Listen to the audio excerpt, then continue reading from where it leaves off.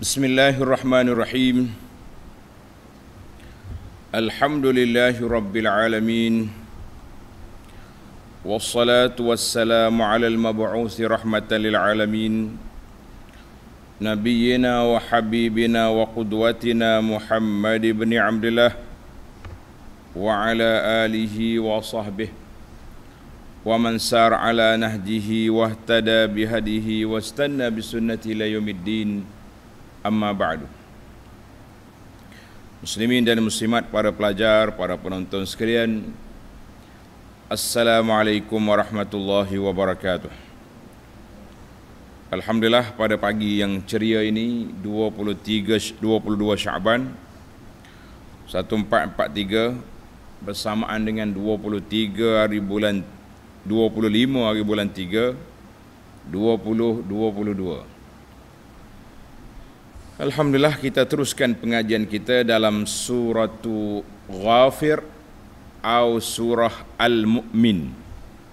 Satu surah ni dua nama. Dua-duanya ditulis dalam mushaf. Ada mushaf tulis Mu'min, ada mushaf tulis Ghafir. Surah yang ke-40, juzuk yang ke-24. Surah 40, juzuk yang ke-24. Sambungan kita ayat yang ke-18, 19 dan 20. 18, 19 dan 20. Tajuk dia, Nabi SAW diperintahkan agar memberi amaran, peringatan kepada buah-buah kafir tentang hari kiamat. Kafir percaya atau tak percaya, kiamat akan datang. Dan di sana terdapatnya huru-hara yang besar, bukan macam hari biasa. Bukan macam hari biasa. Hari huru-hara dipanggil. Kemudian Allah nyatakan puak-puak kafir tak ada kawan, tak ada teman. Mereka akan duduk dalam neraka, tak ada siapa penolong. Geng dia itulah yang sama-sama kena azab. Dan juga ayat ini Allah Ta'ala ceritakan kepada kita tentang keadilan Allah. Tidak ada siapa yang dizalimi. Hukum Allah Ta'ala, hukuman Allah Ta'ala pasti berjalan dengan baik, sebab Allah Ta'ala tahu segala perkara yang dilakukan oleh manusia. Baik, para pelajar sekalian, kita pergi kepada ayat 18 bagi jemaah yang ada pimpinan Ar-Rahman, ya Jawi, muka surat 1023. Muka surat 1023. Kita baca ayat dulu, kemudian kita pergi kepada huraiannya insya-Allah. Baca ayat dan huraian. A'udzu billahis samii'il 'aliim minasy syaithaanir rajiim. Wa anzirhum yawmal azifati idzil qulubu ladal hanajiri kazimin. ما للظالمين من حميم ولا شفيع يطاع يعلم خائنة الأعين وما تخفي الصدور والله يقضي بالحق والذين يدعون من دونه لا يقضون بشيء إن الله هو السميع البصير.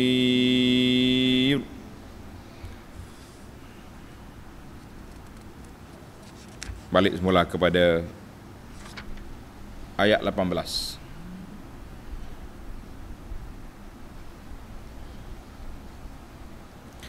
wa anzirhum yaumal azifah,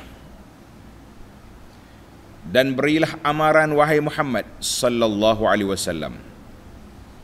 Allah perintah kepada Nabi sallallahu alaihi wasallam beri amaran kepada mereka puak-puak kafir yang kerah kepala, yang menentang kamu itu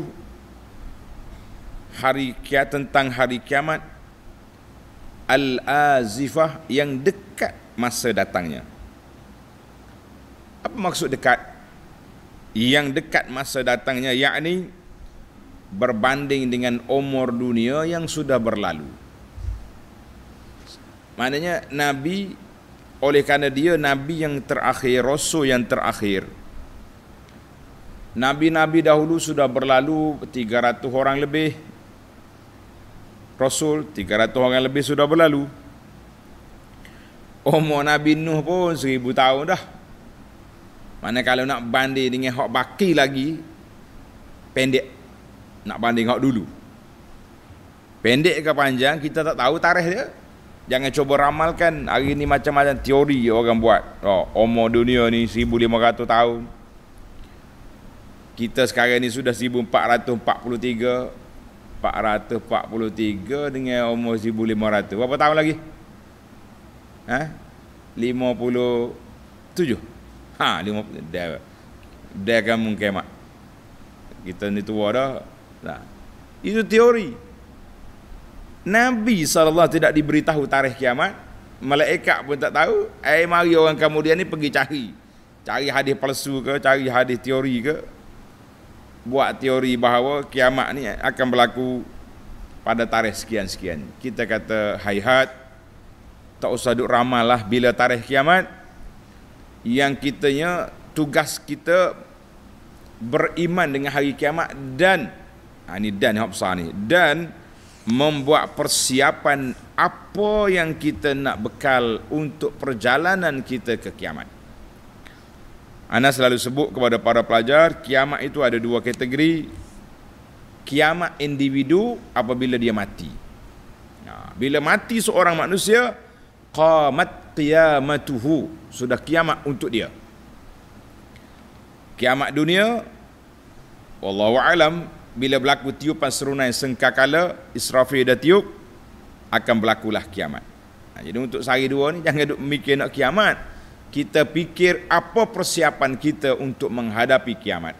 Apa persiapan kita untuk menghadapi kiamat. Itu yang besar para pelajar sekalian. Jangan duk cari hak kecil. Baik.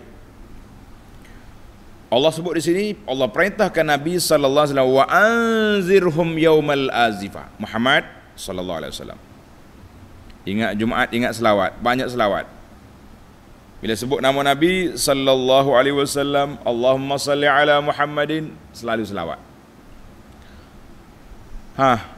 Khawifin nas, berilah amaran, peringatan kepada manusia tentang hari yang dekat akan datang. Dia dekat tak dekat apa, kita dengan mati ni rapat sangat ni. Allahu Akbar, rapat sangat. Kadang-kadang anak mati dulu. Allahu Akbar. Kita baru je dalam minggu ni 2 beranak Ahlul Quran meninggal dunia. Mula-mula anak mati. Lepas 2-3 hari ayah pula. Kita kata rahimahumullah, Allah Ta'ala bagi rahmat pada mereka. Anak mati dulu, kemudian ayah pula mati. Tak apa, kita tanya sekali. Dari sudut sejarah, anak ayah. Dari sudut pusaka berbeza tu. Bila anak mati dulu, ayah boleh saka. Kemudian lain pula dia punya turun. Itu dia panggil hukum berbeza dengan suasana yang berbeza. Baik para pelajar sekalian, bagaimana gambaran hari kiamat? Tengok ayat seterusnya. Idzil qulubu ladal hanajiri kazimin. Allahu Akbar. Idzil qulubu, iaitu ketika hati seorang merasa resah gelisah kerana cemas, takut, sambil masing-masing menahan perasaan itu. Cemas, takut, duk tahan perasaan. Oh, lagu mana ni? Apa yang sudah jadi? Allahu Akbar. Ayat ini ditafsirkan dengan surah Al-Anbiya, tanda pelajar. Suratul Anbiya ayat yang pertama, Allah Ta'ala sebut iqtaraba lin-nasi hisabuhum, iqtaraba lin-nasi hisabuhum.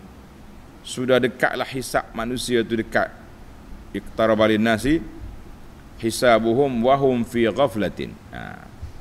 Hisab tu dekat dah tapi manusia lupa, dia ingat ke dia lambat lagi, ingat ke giliran belum sampai, ingat giliran belum sampai. Rupanya giliran sudah mari, giliran kita sudah mari, kita ingat ke tak lagi.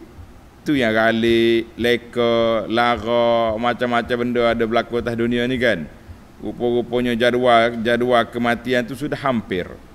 Jadual kematian sudah menghampiri destinasi.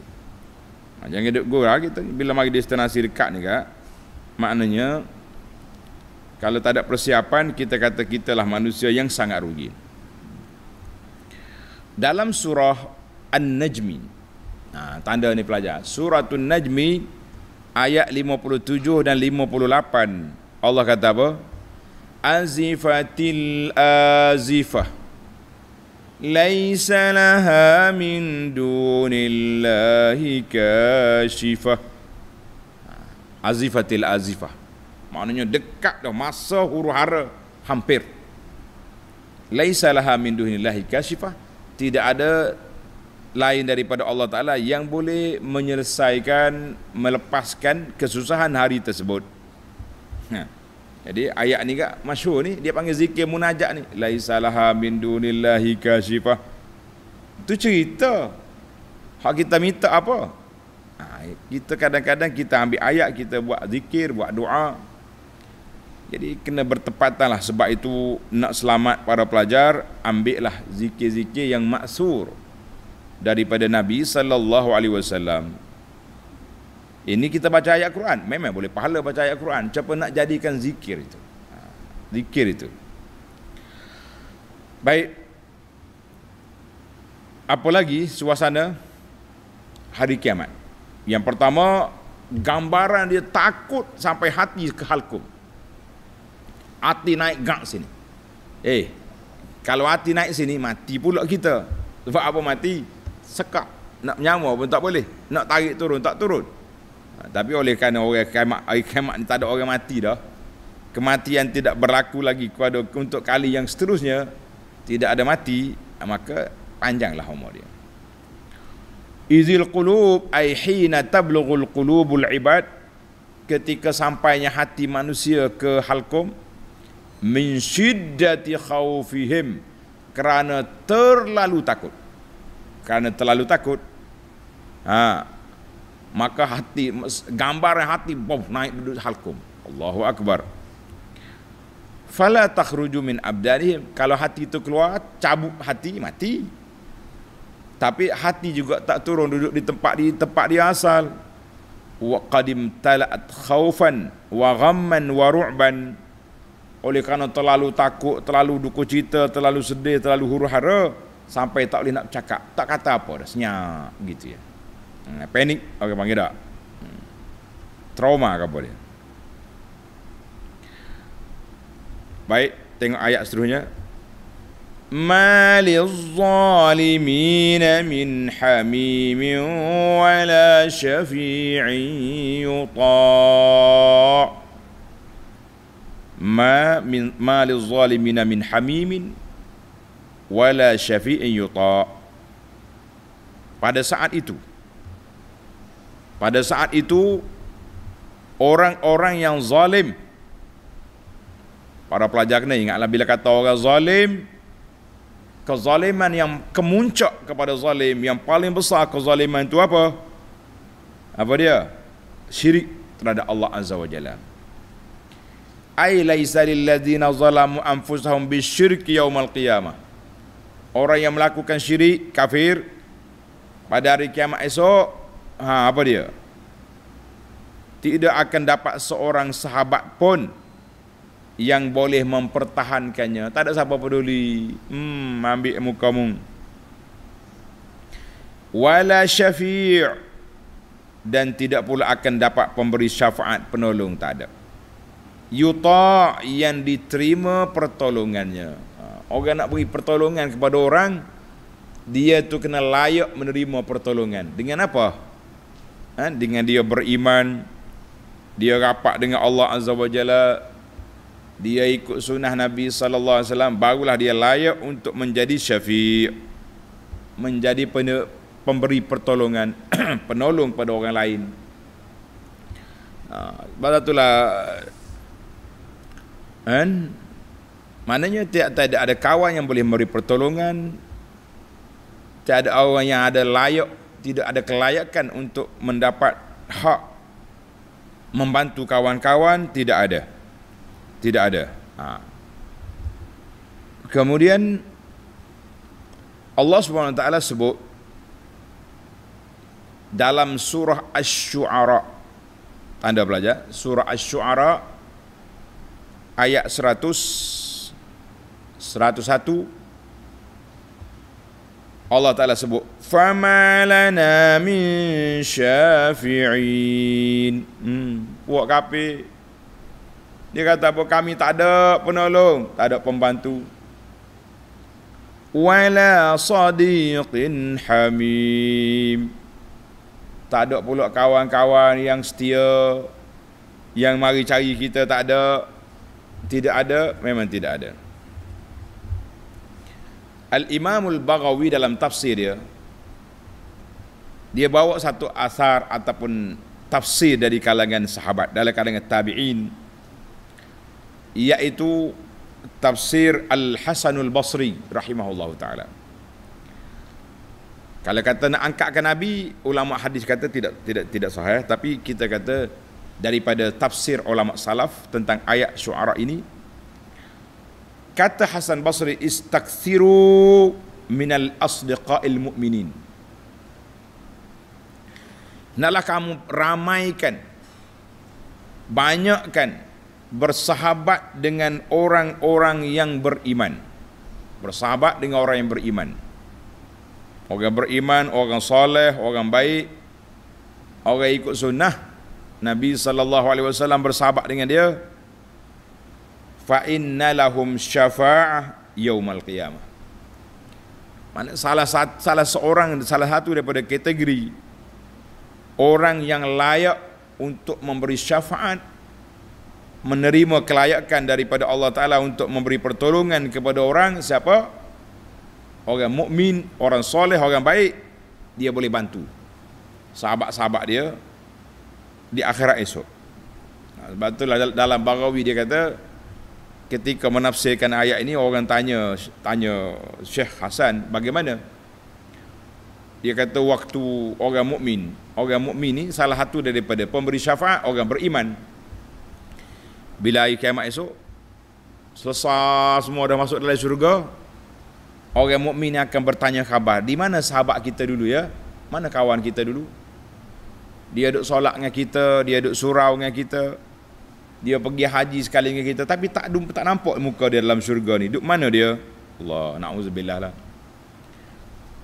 Maka ketika itu mereka tanya di mana, malaikat pun kata mungkin cari, intai dia tengok dalam neraka. Takut dia ada kes yang tak selesai. Jadi orang mukmin yang beriman, kalau ada dosa-dosa yang tak selesai, dia akan dicampak dalam neraka untuk dibakar. Setelah tamat tempoh dibersihkan, maka dia dikeluarkan daripada neraka. Jadi bila orang mukmin ni pergi intai dalam neraka, ada sungguh kawan dia. Mu duduk sini. Kenapa kamu duduk di sini? Ni kita takut ni para jemaah, jangan cakap besar. Kenapa kamu di sini? Dia kata, aku dulu atas dunia ada apa? Atas dunia dulu aku duduk kita solat sekali, kita pergi kuliah sekali, tapi ada dosa dia yang tersembunyi. Allahu Akbar. Ada dosa dia yang tersembunyi. Tak tahulah, mungkin dia pergi ambil riba ke, sambil-sambil duduk zikir bagi rasuah ke orang ke. Yang penting ada dosa. Mana setelah dibakar, sahabat-sahabat dia minta izin dengan Allah Ta'ala nak keluarkan kawan ni. Keluarlah dia. Bila keluar tu lah puak-puak kafir pun kata, dia kata apa? Famalana min syafi'in. Kami tak ada orang tolong. Wala sadiqin hamim. Kami pula tak ada kawan yang baik-baik, yang setia mari cari, tak ada. Kita kata duduklah sana. Maka kerana itulah Hasan Basri kata istaksiru minal asdiqa'il mu'minin fa inna lahum syafa'ah yaumal qiyamah. Jadi menjadi satu trend manusia hari ni bila dia dengar ayat ini, pakak duk pesan kita pula. Dia kata, ustaz, cari saya ya, cari saya ya. Kata apa dia awak ni cari saya ni? Rupanya dia suruh kita cari dia dalam neraka kalau tak jumpa di syurga esok. Bagi ana kata-kata itu negatif, tidak baik. Kenapa nak suruh orang cari dalam neraka? Kita berdoa kepada Allah Subhanahu Wa Taala supaya kita semua dikumpulkan oleh Allah Taala dalam syurga. Jangan duk mikir nak masuk neraka. Orang tak bergurau dengan ayat ni. Ustaz, cari saya deh. Kata awak nak gimana? Cari mana mun? Dahlah carilah. Rupanya dia cari ayat ni. Manakala tak jumpa dalam syurga, cari dia dalam neraka. Kita kata na'udzubillah. Orang tak cakap macam tu. Tak ada cita-cita nak masuk neraka, jangan. Tak. Jadi nasihat saya kepada tuan-tuan dan puan-puan, jangan gurau. Cari saya, jangan. Kalau nak suruh ustaz doa, ya ustaz doakan semoga kita semua selamat daripada neraka, masuk dalam syurga belaka. Amin ya rabbal alamin. Jadi ayat tu dia panggil ayat negatif. Kita negatif ni kita nak masa teh COVID je, hak lain kita nak positif belaka. Kan? Teh COVID tak mahu positif, mahu negatif. Ingat baik. Jangan bergurau dengan benda-benda macam ni. Baik. Dalam surah Al-Haqqah ayat 35 Allah sebut falaisa lahul yawma hahuna hamim. Tidak ada bagi mereka pada hari kiamat esok kawan-kawan rapat yang akan mencari mereka, tidak ada. Na'udzubillah. Kita minta perlindungan Allah Ta'ala daripada kemurkaan Allah. Jangan duk gurau-gurau para pelajar. Baik, kita pergi kepada ayat 19. Ya'lamu kha'inatal a'yuni wa ma tukhfis sudur. Allah mengetahui pengkhianatan, keserongan dan ketiadaan jujur pandangan mata seorang, serta mengetahui akan apa yang tersembunyi dalam hati. Apa yang tersembunyi dalam hati. Munasabatul ayah. Tengok kesesuaian susunan ayat. Setelah Allah Subhanahu Wa Taala perintahkan baginda Nabi sallallahu alaihi wasallam supaya memberi amaran dan peringatan kepada puak kafir bahawa kiamat itu sangat besar huru-haranya. Hari kiamat tak ada siapa nak tolong siapa, masing-masing membawa diri, kecuali orang-orang yang layak menerima syafaat Nabi sallallahu alaihi wasallam ataupun syafaat orang-orang yang beriman. Kita berdoa kepada Allah Subhanahu Wa Taala, ya Allah ya Tuhan kami, jadikan kami ini termasuk orang yang layak menerima syafaat pertolongan Nabi sallallahu alaihi wasallam. Jangan minta dengan Nabi, minta dengan Allah. Dan jadilah kita ni orang beriman yang menerima dan memberi syafaat. Supaya apa? Kita beri amaran supaya manusia ni berhati-hati. Allah Ta'ala tahu yang zahir, yang tersembunyi, yang jelas, yang tak jelas.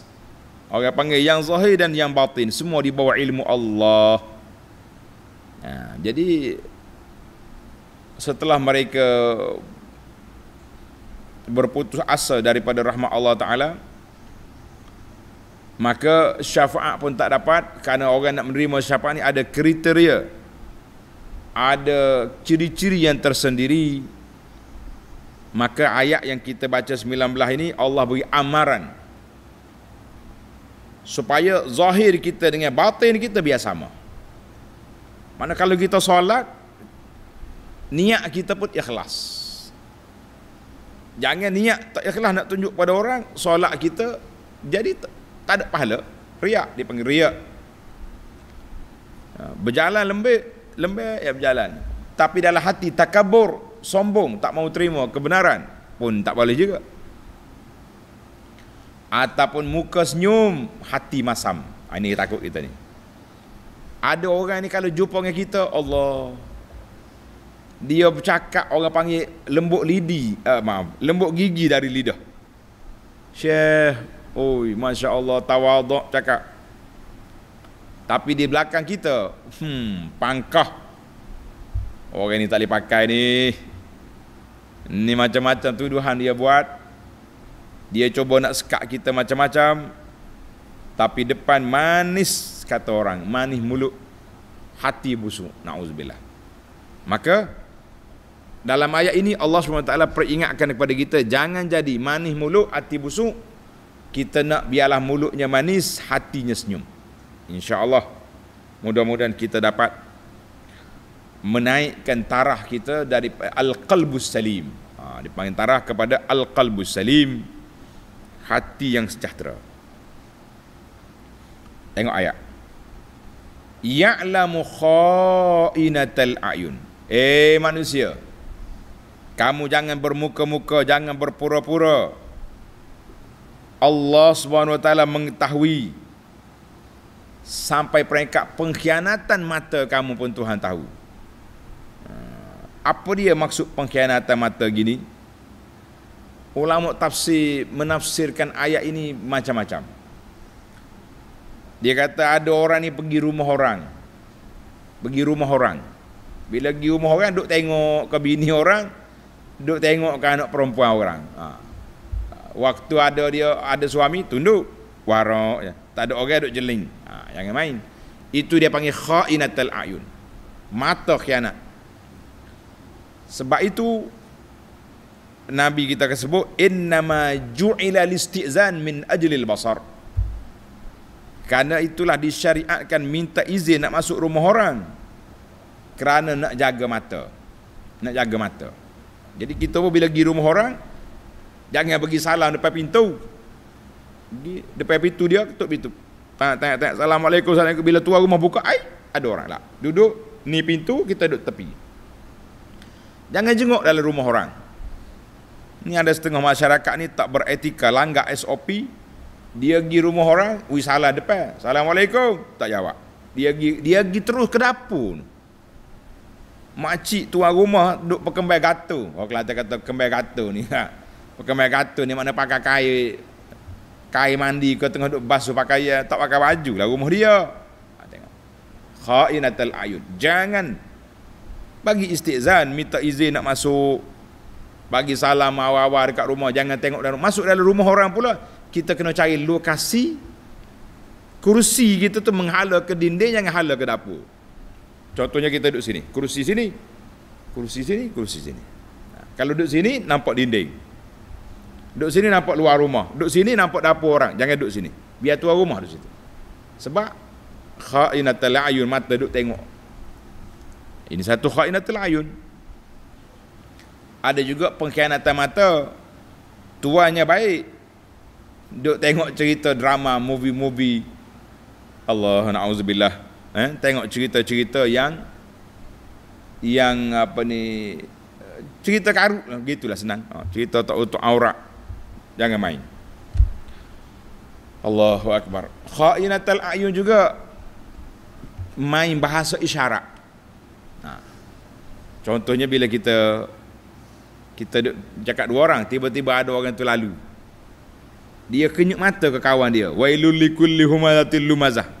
Kenyuk mata tu itu juga termasuk dalam kha'inatul a'yun, mata khianat. Senyum tuan tapi duk isyarat ke kawan dia.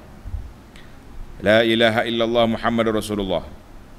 Kita mengatakan kha'inatul a'yun ni sebarang jenis pengkhianatan yang menggunakan mata.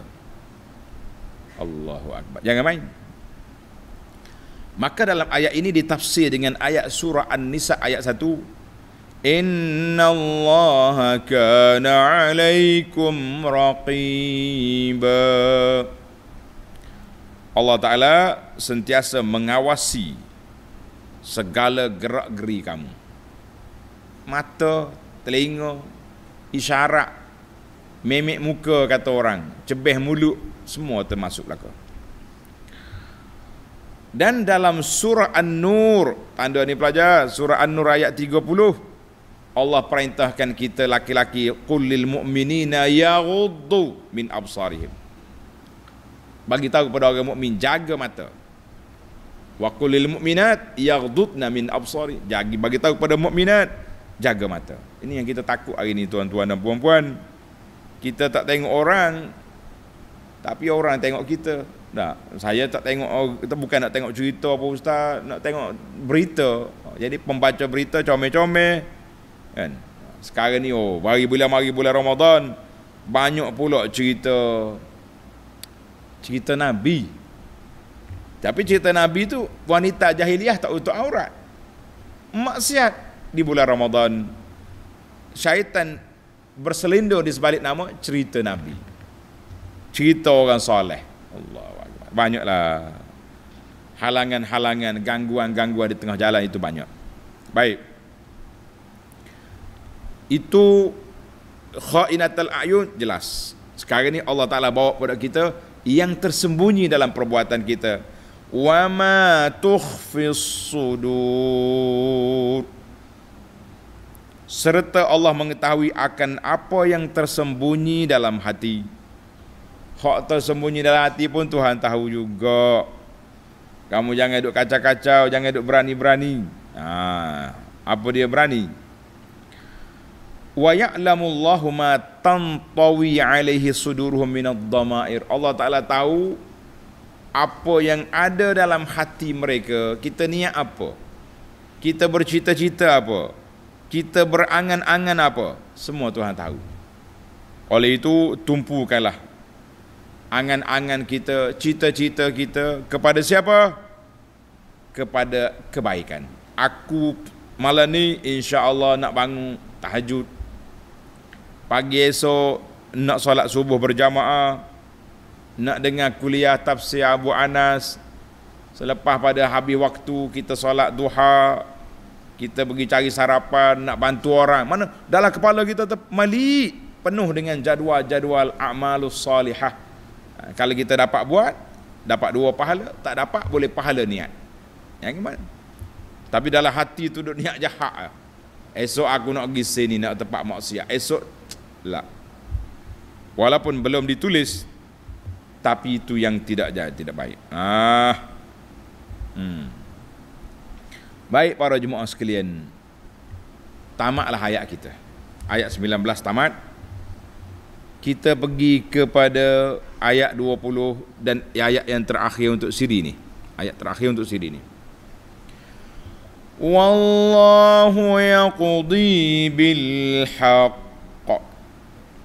Dan Allah memutuskan hukum dengan adil. Allah putuskan hukum dengan adil. Maknanya, mu jangan bimbanglah. Allah bagi amar, aku tahu pengkhianatan mata, aku tahu apa kan hati, tapi ingat aku tidak sewenang-wenang jatuh hukum ke atas kamu kecuali hukuman aku bil haqqi ay bil adli, dengan keadilan. Mu jangan duduk main fikir Allah. Kita manusia ni kalau kita kata kita nak jatuhkan hukuman ke atas orang dengan hati dia, bohong jawab dia. Aku tahu dalam hati dia tu. La. Allah saja yang mengetahui dalam hati manusia. Ni setengah orang ni sombong. Oh jahat dia tu. Aku tahu pada dalam perut pedar dia. Maknanya tahu dalam hati. Tak mungkin. Mana boleh tahu dalam hati orang? Kecuali dia zahirkan apa yang dia nak. Baru kita tahu. Sekarang ni orang mudah percaya dengan bomoh-bomoh, dengan dukun-dukun. Bahaya sekali. Kita duduk masjid, ahli masjid, solat. Bila sakit, pergi cari Tok Bomo.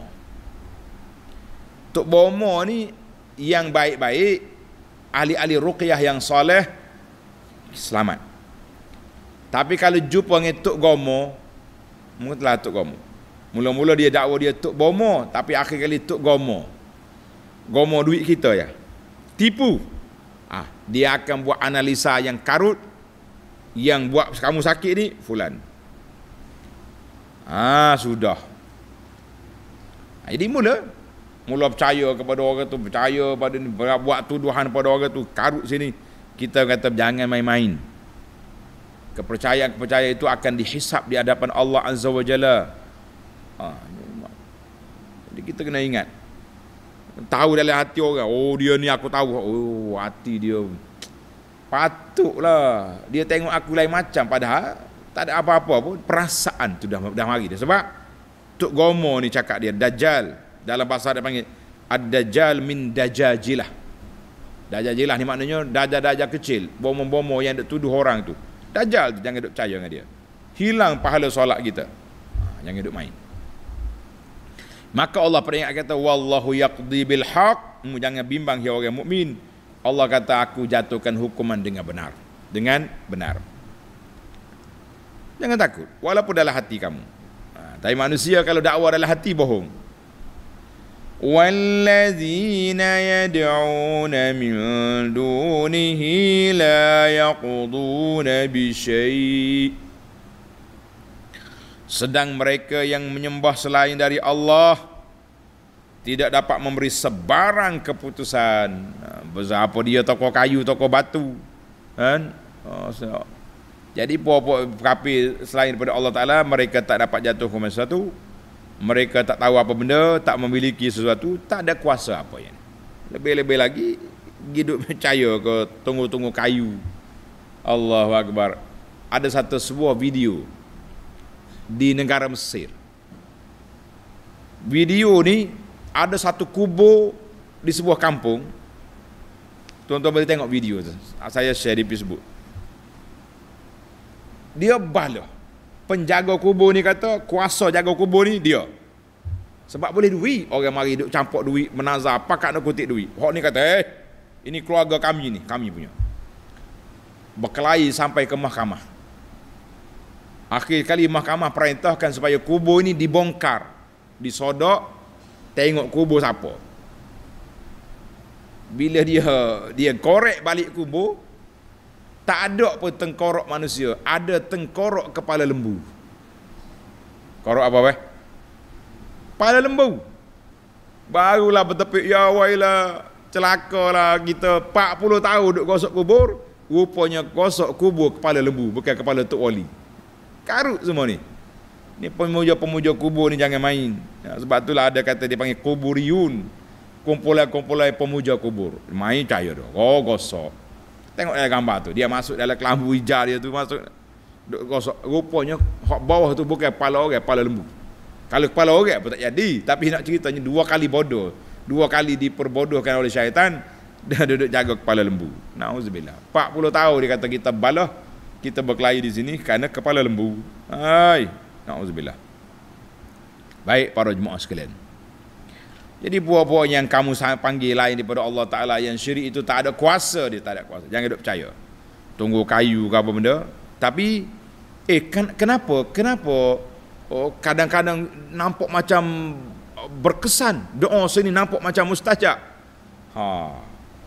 Saya nak tafsir cerita ni apa? Dengan pantun yang disampaikan oleh arwah bapa saya rahimahullah. Dia kata apa? Melukuk tepi gantang, buka sanggul cari gutu. Orang takut hilang perasaan, tunggu kayu dikatakan hantu. Betul tu. Tunggu sebab dia percaya. Hantu tu. Tunggu hantu. Sama juga. Pergi kat kubur. Ni kubur orang mati. Mati pun dia ada power. Jadilah. Sebab manusia tu dia percaya hak dia percaya. Baiklah para jemaah sekalian. Innallaha huwas samiul basir. Sesungguhnya Allah dialah yang amat mendengar lagi amat melihat. Siapa? Allah. Was-sami' likulli sautin. Dengan segala perkara. Al-basiru bikulli syai'. mengetahui segala perkara. Siapa dia? Allah Azza wa Jalla. Baiklah para pelajar sekalian, kita faham dah hari ini 3 ayat yang kita baca cukup mendalam untuk menggilakkan keimanan, memantapkan kepahaman dan menaikkan semangat beribadat kita kepada Allah Azza wa Jalla. Sekarang kita pindah pula kepada al-fawaid, 5 faedah kita kutip daripada ayat yang kita baca ini, insya-Allah. 5 faedah cukuplah, banyak-banyak pun tak sempat masa. Yang pertama, tulis para pelajar. Yang pertama, ayat wa anzirhum yaumal azifah. Allah kata kepada Nabi sallallahu alaihi wasallam, ya Muhammad sallallahu alaihi wasallam, berilah amaran kepada mereka hari yang dekat, makna hari kematian dekat dengan kita. Kenapa diberi amaran? Kenapa diberi peringatan? Jawab jenya, Allah Ta'ala gambarkan bahawa mati itu dekat, kiamat itu dekat, supaya kita membuat isti'dad lizalikal yaumil azim.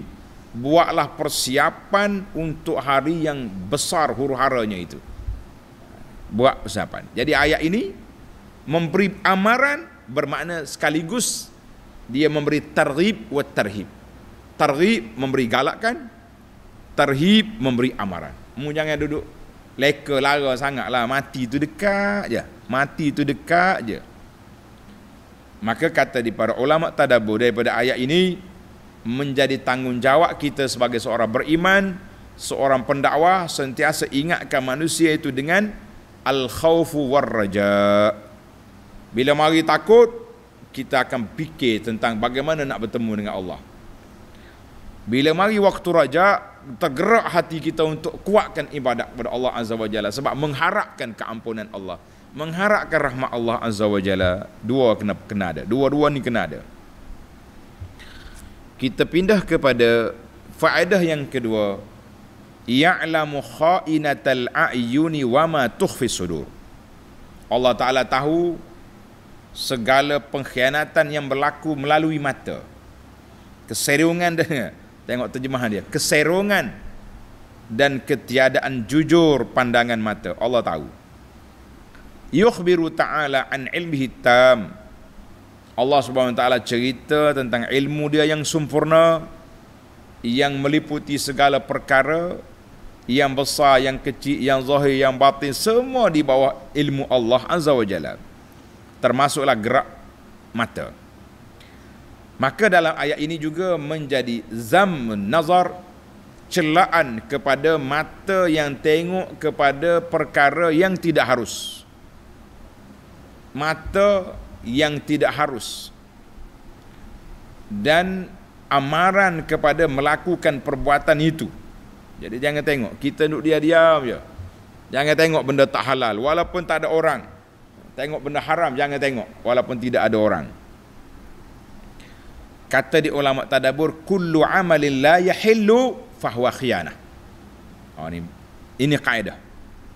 Setiap perbuatan amalan yang tidak halal, maka itu khianatlah nama dia. Mana kita tengok mata kita ni, kalau tengok benda haram, bermakna kita telah khianat. Mata kita khianat. Na'udzubillah. Tengok apa benda je. Tengok apa dia. Apa benda yang tidak haram, yang tidak halal, khianatlah tu. Satu kes tanda ni pelajar, menarik cerita ni. Daripada Sa'ad bin Abi Waqqas radhiyallahu anhu, pada hari pembukaan Kota Mekah, seorang bernama Abdullah bin Sa'ad bin Abi Sarh. Ibnu Abi Sarh ni jahat sangat. Nabi kita termasuk di kalangan orang-orang yang boleh ditangkap. Dia pun lari pergi sembunyi di rumah Sayyidina Osman. Orang Arab dia panggil hakul jiwar, minta perlindungan. Dia berlindung di rumah Sayyidina Osman. Maka ketika Nabi buat bai'ah, ikat setia dengan orang Mekah, Osman bawa mari Abdullah bin Sa'ad ni, bin Abi Sarh mari. Nabi tengok dia. Tengok 3 kali Nabi tengok. Nabi tak hulur tangan untuk berbai'ah. Nabi tengok. Tengok 3 kali. Tapi Sayyidina Uthman minta supaya Nabi terima bai'ah dia. Dia kata dia dah taubat, dia dah insaf. Selesai daripada Nabi pun terima. Nabi pun bercakap, "Ama kana fikum rajulun rasyid?" Sahabat-sahabat semua. Tak ada ke di kalangan kamu ni yang cerdik? Mu tengok aku tak hulur tangan. 3 kali aku tengok dia tak hulur tangan. Sepatutnya kamu tolak dia keluar daripada majlis. Kenapa kamu tak buat? Nabi marah. Faqalu, kata sahabat, "Ma nadri ya Rasulullah, ma fi nafsik." Kami tak tahu pula apa yang Rasulullah nak. Patutnya kalau Rasulullah isyarat je, kenyuk mata, keluarkan orang ni daripada majlis ni. Buat gitu, maknanya kami akan tolak dia keluar. Baru Nabi pun kata, "La yanbaghi li nabiyyin an takuna lahu kha'inatul ayun." Nabi kata, tidak layak bagi seorang Nabi khianat dengan mata. Tak boleh. Mu faham sendirilah, aku tak mengholor tangan. Aku tengok dia 3 kali. Aku palinglah kelahi. Kenapa kamu tak tolak dia keluar? Tapi apa boleh buat? Bila sahabat tanya, kenapa tak isyarat? Nabi kata, tak layak bagi Nabi menggunakan isyarat mata untuk nak menolak orang, nak bunuh orang. Tidak. Jadi kita hari ni banyaklah isyarat mata ni. Isyarat mata, macam-macam isyarat lah ada, kan? Dalam grup WhatsApp juga macam-macam isyarat. Dia panggil emoji apa benda ni.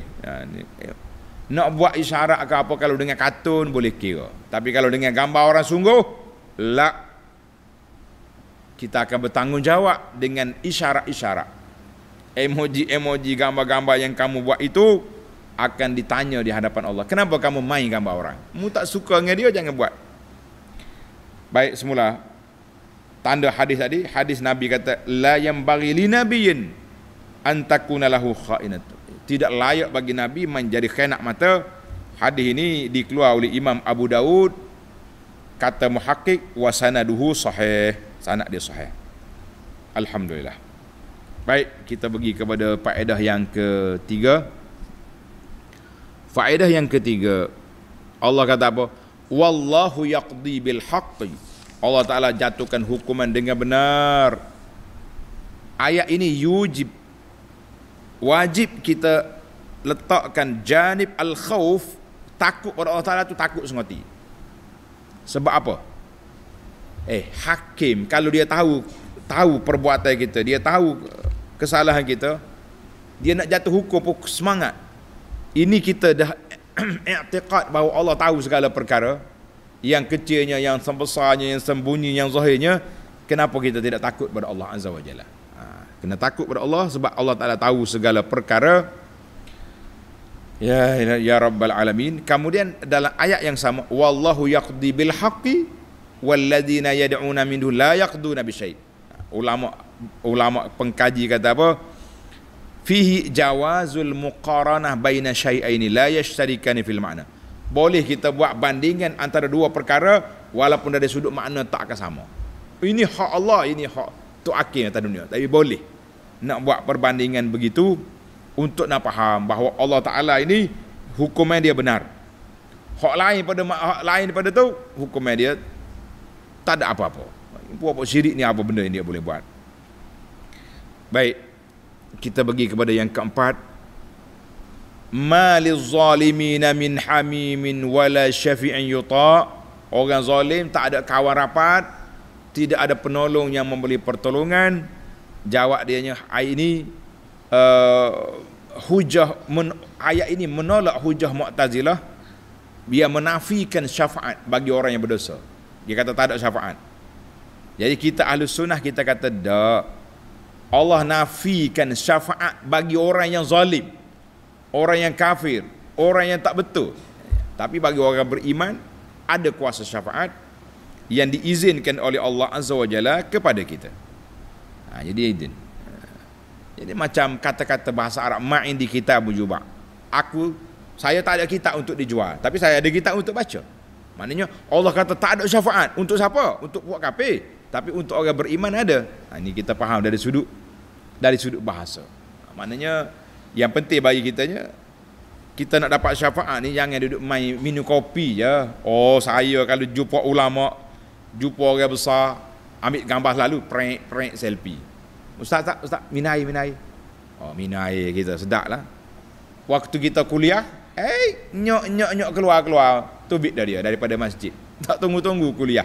Rupanya dia nak kawan dengan ustaz tu, ambil gambar, duduk berselfie, makan teh sekali. Tu ya. Waktu kita kuliah tak mari. Samalah hari ni. Orang nak mari, nak apa dia panggil? Ambil berkat. Jumpa tok guru ambil berkat. Keberkatan sebenar tuang syekh, tuang guru, tuang ustaz duduk mana? Ilmu yang dia ajar tu yang berkat. Dia tak mengaji. Kerja dia ambil gambar ya. Lepas tu dia duduk tengok di Facebook dia, segala jenis tok guru ada belaka. Berbagai aliran semua ada belaka. Hak serba besar ada, hak tak serba apa ada. Tujuannya apa? Tujuan dia nak tayang kepada orang. Na'udzubillah. Baiklah, kita tutup yang kelima daripada perbincangan kita ini. Allah Ta'ala sebut maliz zalimina min hamimin wala syafi'in yuta'. Yang kelima, kita mengatakan orang zalim itu maksudnya orang syirik. Zalim dalam Quran ni kebanyakan dia sebut syirik.